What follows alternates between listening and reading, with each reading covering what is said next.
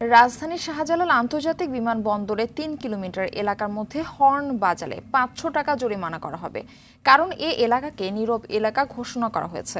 সকালে হযরত শাহজালাল আন্তর্জাতিক বিমানবন্দর এবং সংলগ্ন এলাকায় ঘোষিত নীরব এলাকা উদ্বোধন করে এসব কথা বলেন বন, পরিবেশ ও জলবায়ু বিষয়ক উপদেষ্টা সৈয়দা রিজওয়ানা হাসান।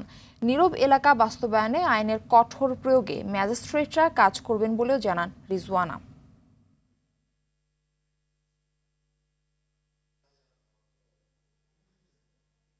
রাস্তায় যখন আমাদের স্বেচ্ছাসেবীরা যাবে, যখন তারা আহ্বান করবে, তার সাথে সাথে কিন্তু আইন প্রয়োগের জন্য ম্যাজিস্ট্রেটও আছে।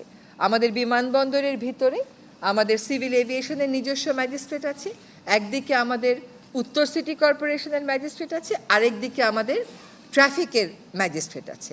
ফলে আহ্বানের সাথে সাথে আইন প্রয়োগের কাজটাও শুরু করতে চাই।